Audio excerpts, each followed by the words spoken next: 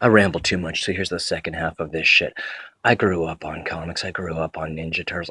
I grew up following my passion whenever I could. I grew up in libraries. I grew up in places where you had to learn to read, whether it was on the wall or what the guys playing chess in the park were saying, kicking down the mathematics, whatever. You had to learn to read the everything around you. So there was nothing I took in that I didn't take in like it was fucking gospel until I could test it. When it comes to fantasy, ultimately a universe is malleable and recreatable, and you can't escape that. Whatever role somebody had that you related to and it helped you get through some rough times when you were feeling nice and blue, okay, well, that's just a certain kind of moral platitude that you ended up linking to some fictional dude, so that you could have, you know, a better, clearer view as to what to do. I get that. Fucking Spider-Man comics helped me get through puberty. I mean, guy had too much responsibility.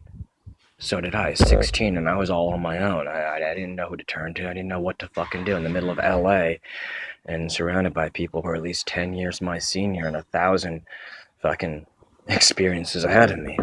And what was I gonna do? What was I gonna lean on? But now, whenever anyone bitches about the movies being different from what they expected, I realize that's just having a problem vibing with what's on the telly or on the screen. Everything's a retelling.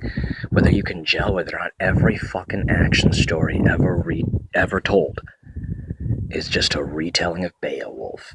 Every love story ever told is just a retelling of me and your mom.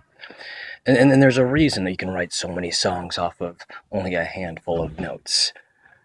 I mean, I'm going to paraphrase, probably saying it wrong, but, Grant Morris, one of the writers of Watchmen, when interviewed once said about official canon, he said, when I was 10, I stopped reading Superman comics to keep up with what was going on in Superman's life.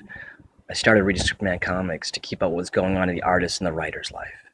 I mean, he went on to say that fantasy and fiction is not a fucking documentary of people who never existed.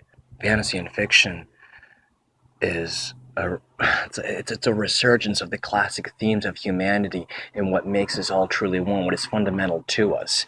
If someone can't catch the essential nature of that, then ultimately they're just an entertainment junkie. And being professionally offended is the same way.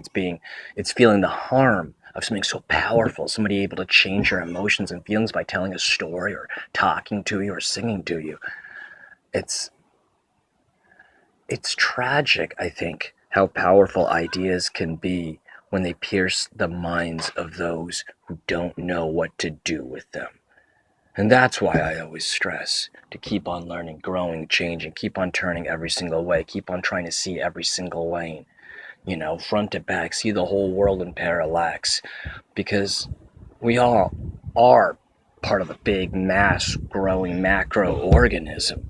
And it's every individual adaptive decision that we make as individuals that cause the evolution of the entire matrix that takes place to exist. I mean, we're all just individual nodes of consciousness contributing to